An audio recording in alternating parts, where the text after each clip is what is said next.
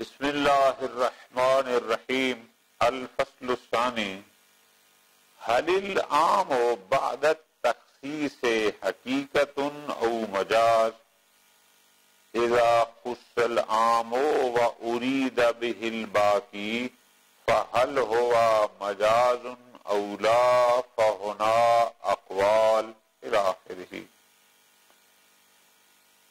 عموم خصوص کی بحث میں، عام خاص کی بحث میں دوسری فصل یہ ہے کہ جب کسی عام کی تخصیص کی جاتی ہے تو اب تخصیص کے بعد جو باقی ماندہ افراد ہیں ان پر عام کا اطلاق کرنا، آیا یہ حقیقت ہوگا یا مجاز؟ توجہ رکھنی ہے۔ کیوں؟ اس لیے کہ عام تو یہ تھا کہ وہ اپنے مدخول کے تمام افراد کو وہ حکم شامل ہو۔ اب جب اس میں تخصیص ہو گئی، کچھ افراد اس میں نکل گئے، تو پھر وہ حکم تمام افراد کو شامل تو نہ رہا، باقی رہ گئے کچھ افراد۔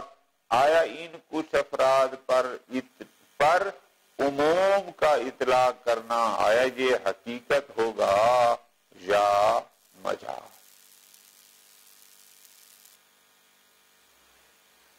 اکرم العلماء، جب لفظ علماء آ گیا تمام شامل ہو گئے، وہ چاہے عادل ہے چاہے فاسق ہے کوئی بھی ہے۔ لیکن جب آ گیا اکرم العلماء العدول، اب عدول کی قید سے بہت سارے لوگ اس میں سے خارج ہو گئے، تو اب باقی ماندہ افراد پر آیا عام کا اطلاق یہ حقیقت ہے یا مجاز؟ تین اقوال ہیں، بہت توجہ۔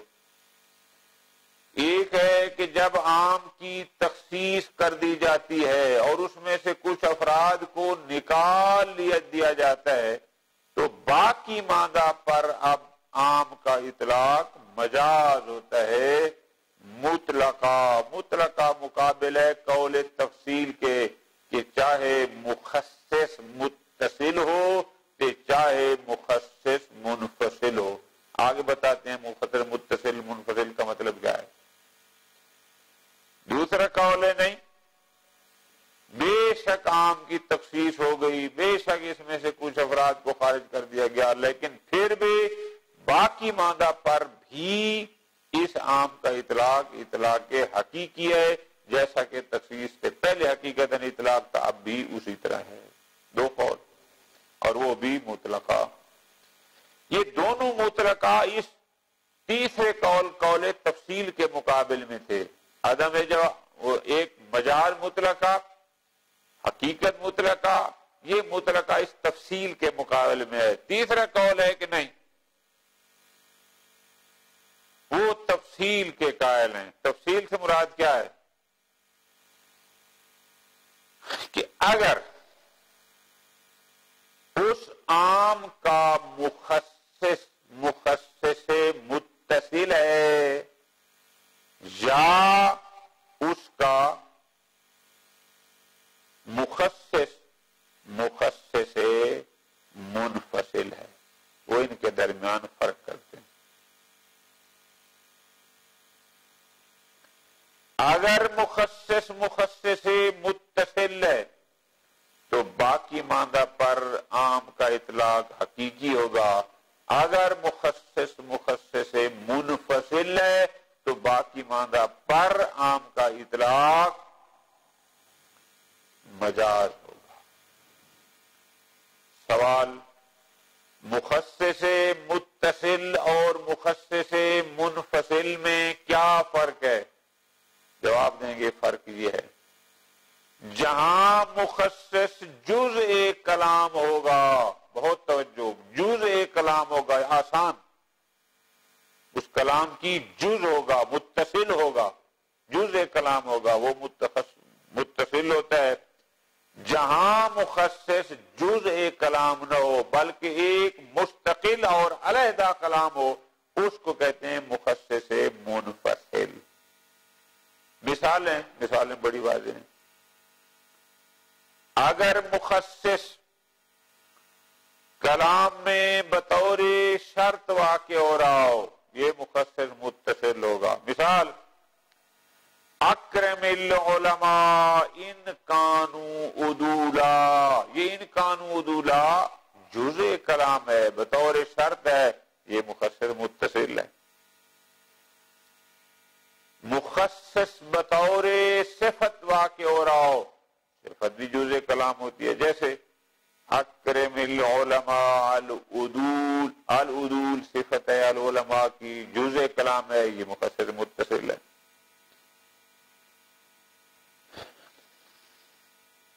الاستثناء اسی طرح اکرم العلماء الا الفساق، یہ مستثنیٰ منہ مل کے ایک کلام بنتے ہیں. بس یہ بھی گویا مستثنیٰ بھی جزء کلام ہوتا ہے. جب جزء کلام ہے یہ مخصص بھی مخصص ہے متصل ہے. غایہ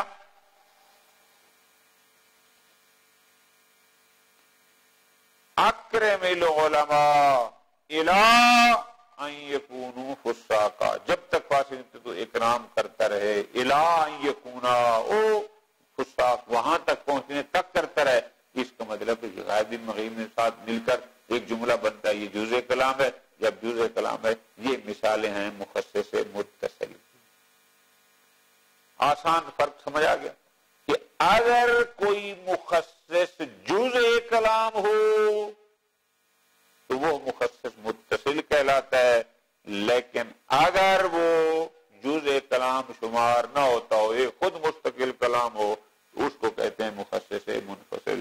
مثال بہت آسان سی وہی پرانی، پہلے کہا اکرم العلماء، پھر شام کو کہا یہ دوسرے دن وقت یہ ایک علیحدہ حکم دیا لا تکرم الفساق. اب یہ علیحدہ ہے، اس کا اس کے ساتھ کوئی تعلق نہیں ہے، وہ مستقل کلام تھی یہ مستقل، یہ ہے مخصص منفصل. اب تفصیل والے یہ کہتے ہیں اگر عام کا مخصص متصل ہے تو یہ ہوگا یہاں پر باقی ماندہ میں جو اختصاص کے بعد جو باقی ماندہ میں اس میں بھی عام کا اطلاق حقیقی ہوگا. اگر مخصص منفصل ہے تو پھر باقی ماندہ میں عام کا اطلاق مجاز ہوگا. یہ تفصیل کا قول ہے. الحق صاحب الموجل فرماتے ہیں میرے نظریہ یہ ہے کہ نہیں، عام تخصیص کے بعد جیسے اپنے تمام افراد میں حقیقت تھا، تخصیص کے بعد بھی اپنے تمام افراد میں حقیقت ہے، چاہے مخصص متصل ہو کہ چاہے مخصص منفصل ہو، اس سے کوئی فرق نہیں پڑتا. تخصیص کے ذریعے اگر چند افراد خارج ہو بھی جائیں اس سے فرق نہیں پڑتا، باقی ماندہ میں بھی عام اسی طرح حقیقت ہوگا جیسا کہ مخصص کے آنے سے پہلے حقیقت تھا. تفصیل فرماتا میں بتاتا ہوں. اگر مخصص متصل ہو، مثال اکرم کل عالم عادل، یہاں عادل صفت ہے عالم کی، یہ مخصص بن گیا مخصص متصل. اب یہاں ذرا غور کرنا ہے، لفظ کل استعمال ہوا، لفظ عالم استعمال ہوا، لفظ عادل استعمال ہوا.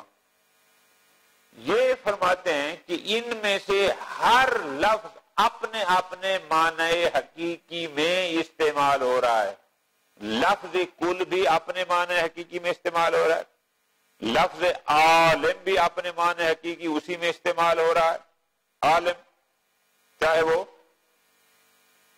عادل ہو چاہے نہ ہو، عالم یعنی اپنے معنی حقیقی جو اس کا ہے، کل بھی اسی طرح. اور اسی طرح فرماتے ہیں لفظ عادل یہ بھی. اب دیکھنا ہے کہ یہاں ان الفاظ میں لفظ کل، لفظ عالم، لفظ عادل، ایک بات ہے انشاءاللہ زندگی رہی تو آپ آگے اصول مظفر میں تفصیل سے پڑھیں گے کہ اس کو کہتے ہیں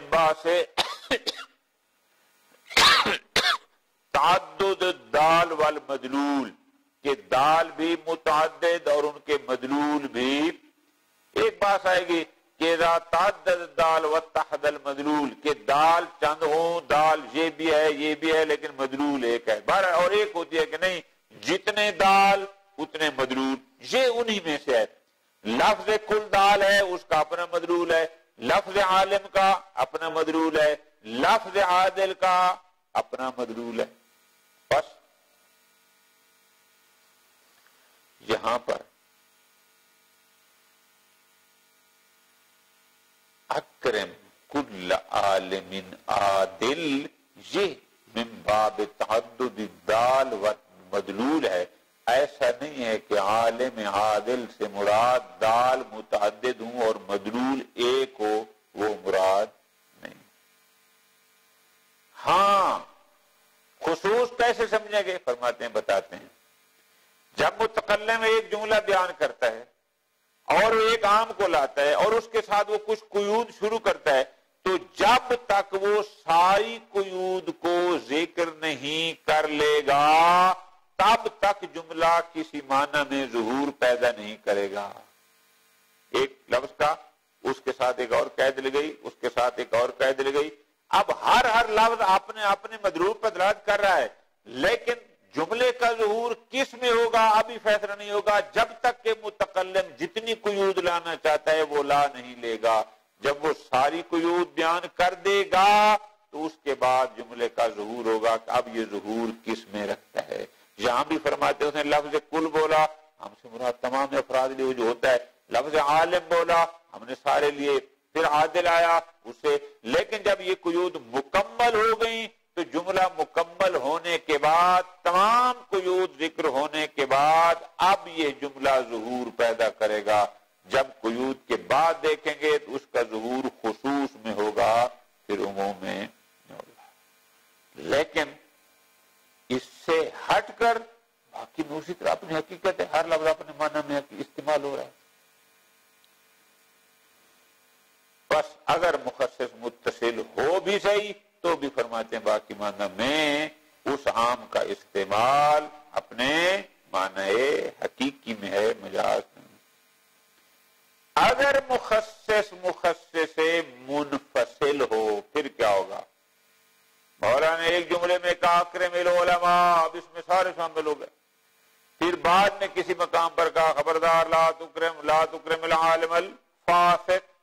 ٹھیک، اب کوئی کہے کیونکہ اب فاسق کا اکرام نہیں کرنا لہذا باقی ماندہ جو علماء میں بچ گئے اب ان کو مجازاً علماء کہیں گے، کیوں چونکہ علماء اپنے تمام افراد کو شامل نہیں ہے، فقط چند وہ جو عادل ہیں انہی کو شامل ہے. فرماتے ہیں نا، یہاں تخصیص اس باقی ماندہ افراد میں عام میں مجازیت کا موجب نہیں بنتی. وجہ یہ ہے، بہت غور نئی چیز ہے. جب بھی کوئی متکلم کلام کرتا ہے، کوئی بھی متکلم ہو کلام کرتا ہے تو اس کی کلام میں دو قسم کے ارادے ہوتے ہیں. ایک کو کہا جاتا ہے ارادہ استعمالی اور ایک کو کہا جاتا ہے ارادہ جدی. دو، ارادہ استعمالی اور ارادہ جدی. ارادہ استعمالی کیا ہے؟ بہت آسان. ارادہ استعمالی یہ ہے کہ وہ ایک لفظ بولتا ہے اور اس لفظ سے ایک معنی کا ارادہ کرتا ہے، بس. اب وہ ارادہ چاہے بشعور کر رہا ہو اور عملاً باقاعدہ چاہتا ہے، کہ چاہے وہ بطور مذاق کر رہا ہو، چاہے بطور امتحان اگلے کو چیک کرنے کر رہا ہو، جدی ہے جدی نہیں ہے، جو بھی ایک لفظ بول رہا ہے. دو باتیں، ایک شخص کہتا ہے جا اس کے سر میں ڈنڈا مار دے، ایک بندے کہتے ہیں جا فلاں کو ڈنڈا مار. اب یہاں دو قسم کے ہیں، مارنا یہ بھی کہہ رہا ہے، ڈنڈے سے مراد جو ہوتا ہے وہ بھی ہے. اب یہاں ممکن جب یہ سارے شامل ہیں، ارادہ استعمالی ممکن ہے کہ یہ جدی ہو، واقعی چاہتا ہے کہ یہ اس کو مارے. ممکن ہے کہ یہ اس کا امتحان لے رہا ہوتا ہے، یہ میرا کہنا مانتا بھی ہے یا نہیں مانتا، چاہتا نہیں ہے، صرف بطور امتحان. ممکن یہ مذاق کر رہا ہو.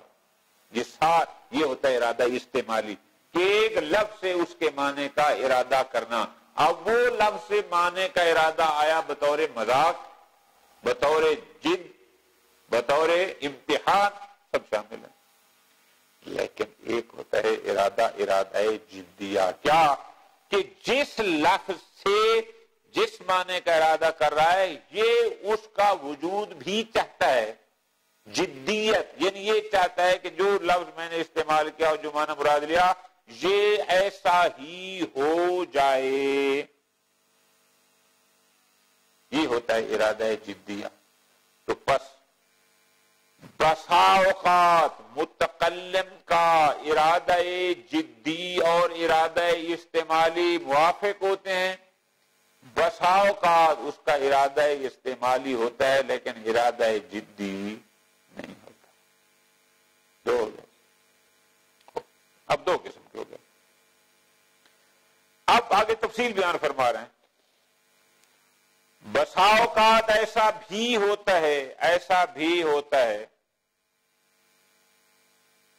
متکلم کا ارادہ استعمالی اور ارادہ جدی آپس میں موافق نہیں ہوتے. اس کا ارادہ استعمالی کچھ اور ہوتا ہے لیکن ارادہ جدی ہوتا ہی نہیں.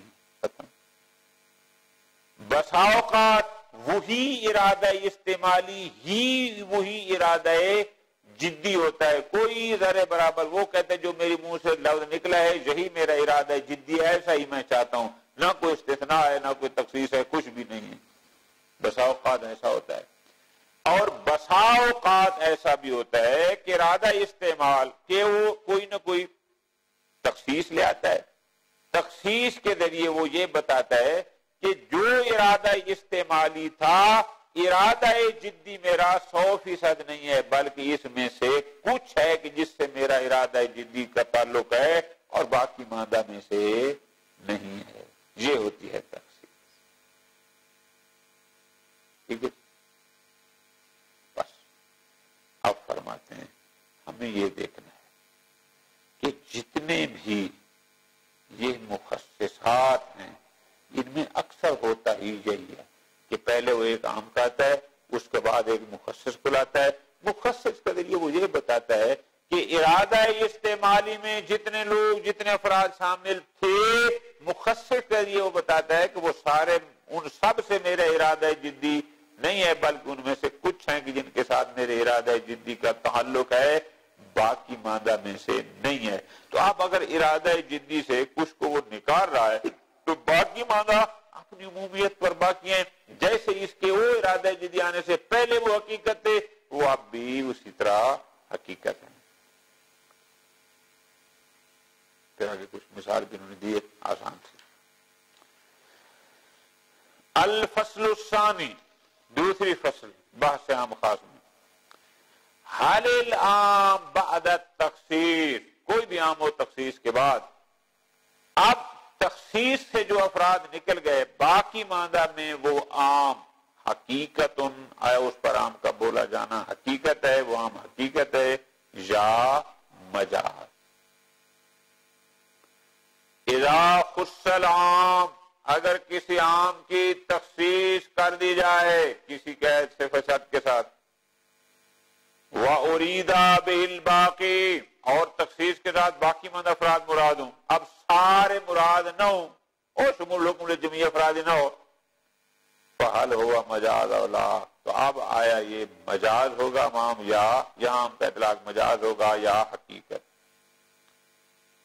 فَهُنَا اقوال. پہلا الف انہو مجاز مطلقا، تخصیص کے بعد عام حقیقت نہیں ہوتا بلکہ مجاز ہوتا ہے مطلقا، یعنی چاہے مخصص متصل ہو چاہے مخصص منفصل ہو. یہ نظریہ ہے جناب شیخ طوسی کا، محقق ہلی کا اور علامہ ہلی کا. دو کتابوں میں سے ایک کتاب میں نظریہ یہ ہے. دوسرا ہے کہ نہیں انہو حقیقت مطلقا، کہ چاہے مخصص متصل ہو تو چاہے مخصص منفصل ہو عام تخصیص کے بعد بھی حقیقت رہتا ہے، مجاز نہیں بنتا. یہ نظریہ ہے جناب صاحب کفایہ مخصص مکے کے خراسانی کا اور ان کے بعد جو بزرگان آئے. جی تیسرے لوگ ہیں جو تفصیل کے قائل ہیں، وہ کہتے ہیں کہ نہیں، التفصیل بین التخصیص بمخصص متصل، اگر تو عام کی تخصیص کسی مخصص متصل کے ذریعے کی گئی ہے فحقیقت، او نیچے آئے گا دوسری سطر میں، پھر حقیقت ہے. خود سمجھا رہے ہیں مخصص متصل کسے کہتے ہیں، اور بریکٹ میں کہہ رہے ہیں المراد منہ، مخصص متصل سے مراد کیا ہے، ما اذا کان المخصص متصلا بالکلام وجزءا منہ، کہ مخصص اسی کلام عام کے ساتھ ملا ہوا ہو اور جزء کلام ہو، جیسے شرط، صفت، استثناء، غایت، ان کی مثالیں میں نے دی ہیں. فحقیقت، اگر مخصص متصل ہے، شرط کی مثال اکرم العلماء ان کانوا عدولا، صفت کی مثال اکرم العلماء العدول، استثناء کی مثال اکرم العلماء الا الفساق، غایت کی مثال اکرم العلماء الا ان یکونوا فساقا. وبین التخصیص بمخصص منفصل، لیکن اگر مخصص منفصل ہو، اور نیچے آ رہی ہے اس خبر فمجاز، تو پھر یہ مجاز ہوگا. مخصص منفصل کیسے کہتے ہیں، المراد ما اذا کان منفصلا، کہ یہ مخصص ہو اس عام سے جدا ہو، ولا يعد جزء من، اور یہ اس کلام کی جز شمار نہ ہوتا ہو. اب وہ من سمع، چاہے اس نے علیحدہ سے لفظاً اس کو کہا ہو، او عقل، یا مخصص لبی ہو، عقلی ہو. کیا مطلب ہے، بہت غور کرنا. ایک دفعہ کہتا ہے اکرم العلماء، پھر بعد میں کہتا ہے کہ لا تکرم العالم الفاسق، یہ ہو گیا سمی، اس نے مستقل ایک کلام گئی، اس نے سنی، یہ ہو گیا. بس اوقات مخصص جزء کلام نہیں ہوتا، لیکن ہوتا مخصص ہے، منفصل ہے، لیکن عقلی لبی. وہ کیسے، مولا کہتا ہے اکرم جیرانی، میرے پڑوسیوں کا احترام کر، لیکن اگر اس کو پتہ ہے کہ اس کا پڑوسی فلاں پڑوسی جو ہے وہ اس کی جان کا دشمن ہے اور کبھی بھی یہ اس کے اکرام کا حکم مجھے نہیں دے گا، او مخصص منفصل، عاقل نے کہا ہے کہ یہ مخصص ہے، اس کا مطلب اس کے علاوہ باقیوں پر یہ حکم شامل ہوگا. یہ مخصص ہے، منفصل ہے، اور ہے بھی عقلی. فمجاز هو القول الثاني للعلامت، یہ تفصیل والا قول بھی علامہ ہلی کا ہے، لیکن کتاب تہذیب میں.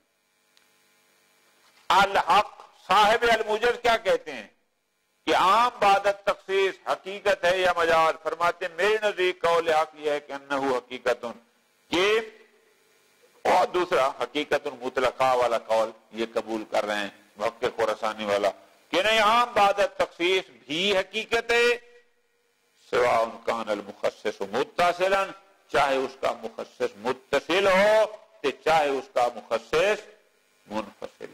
اچھا، اما الاول، اگر مخصص متصل ہو تو پھر بھی عام حقیقت رہے گا، باقی معنی میں دلیل. فرماتے ہیں یہاں سے شروع کریں دلیل.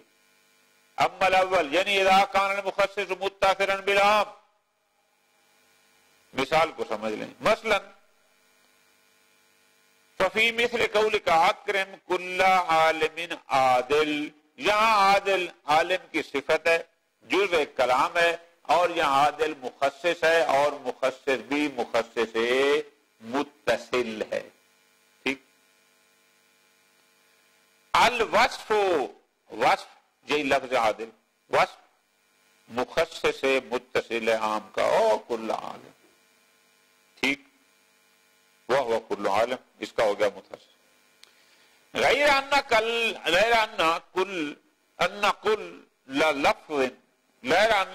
لفظ من هذه الجملة، لیکن جب ہم دیکھتے ہیں اکرم کل عالم عادل، اس جملہ کا ہر لفظ مستعملۃ فی معناہا، اپنے اپنے معنی میں استعمال ہوا ہے، کل اپنے معنی میں، عادل اپنے معنی میں، عالم اپنے معنی میں.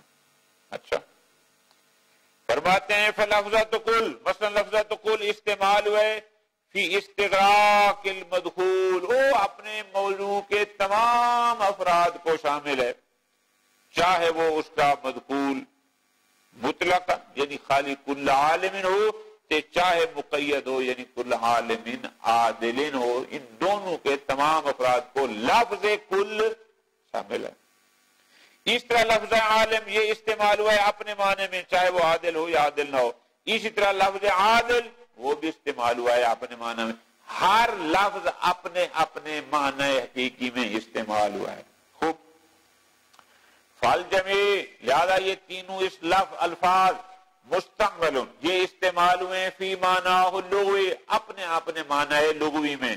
اور اس کو ہم کہتے ہیں من باب تعدد الدال والمدلول، یعنی دال بھی تین لفظ ہیں اور ان کے مدلول بھی تین. کل کا اپنا مدلول ہے، عالم کا اپنا مدلول مراد ہے، عادل کا اپنا مدلول مراد ہے.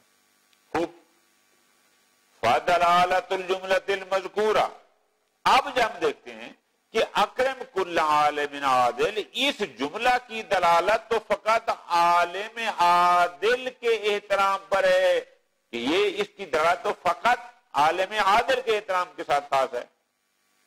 فرماتے ہیں اور لیس من باب استعمال العالم فی العالم العادل، تو اب اس کا مطلب یہ نہیں کہ عالم کا مطلب ہے فقط عالم عادل، نہ. لما قلنا، کیوں؟ ہم نے یہ کہا یعنی وہ عالم عادل.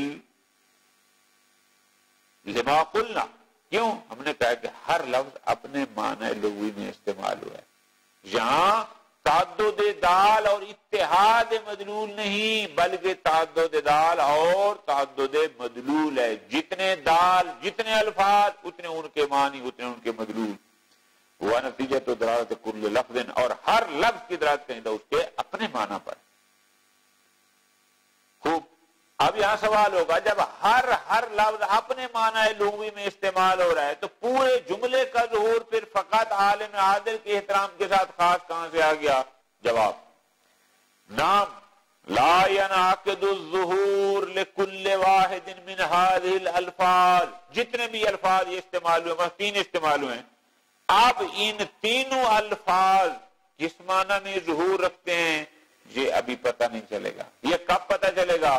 یہ پتہ چلے گا الا بعد فراغ المتکلم عن کل قید یتصل به، کہ جب متکلم بول رہا ہے اور قیود کو ذکر کر رہا ہے، جب تک وہ تمام ان قیود متصلہ کو ذکر نہیں کر لے گا تب تک ان الفاظ میں سے کوئی لفظ بھی کسی معنی میں ظاہر نہیں ہوگا. لوگ کوئی معنی لے رہا مگر ولذالک، اور یہی وجہ ہے لا ينعقد للکلام المذکور ظہور، لیکن جب متکلم اس میں ان قیود کو ذکر کر کے خاموش ہو جائے گا، جب سب کو ملائیں گے تو پھر یہ الفاظ ظہور پیدا کریں گے، اور پھر وہ ظہور فقط خصوص میں ہوگا، باقیوں میں نہیں ہوگا.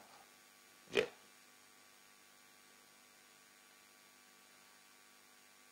اما الثانی، اگر مخصص